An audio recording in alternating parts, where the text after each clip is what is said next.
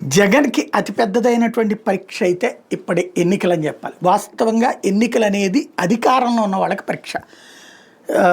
ఇంతకుముందు జగన్ అధికారంలో ఉంటే జగన్కి పరీక్ష, ఇప్పుడు చంద్రబాబు అధికారంలో ఉన్నారు కాబట్టి చంద్రబాబుకి పరీక్ష. వాళ్ళ పరిపాలనా తీరుకి లాస్ట్ 14 నెలల పరిపాలనా తీరుకి రెఫరెండం అంటారు సహజంగా. అబ్బాయి అదేం కాదని వాళ్ళు ఉంటారు, అవునని మేము రెడీ అన్నట్టు ఉంటుంది. ఇదివరకు జగన్ అయితే అవును రెఫరెండానికి ఓకే అన్నాడు. చంద్రబాబు నాయుడు అయితే అంతకుముందు రెఫరెండం కాదని చెప్పారు, కానీ గెలిచారు. అప్పుడు నంద్యాల కావచ్చు, కాకినాడ కావచ్చు, ఇట్లాంటి. ఇప్పుడు రెఫరెండాలు పక్కన పెడితే జగన్కి పరీక్ష. ఎందుకని అంటే జగన్ ఇలాకాని క్యాప్చర్ చేయడానికి సామధాన భేద దండోపాయాలు సర్వశక్తులు ఒడ్డి ప్రయత్నిస్తున్నారు.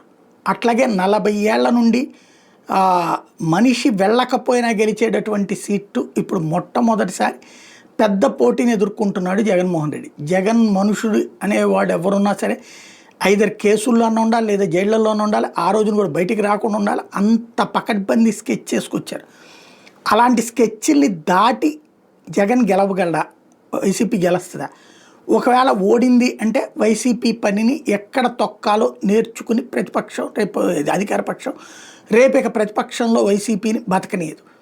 అలా కాకుండా అక్కడ గెలిచింది అంటే వైసీపీ శ్రేణులకు ఊపు వస్తుంది. ఏం చెయ్యాలి అన్నది ఏమవుతుందనేది చూడాలి.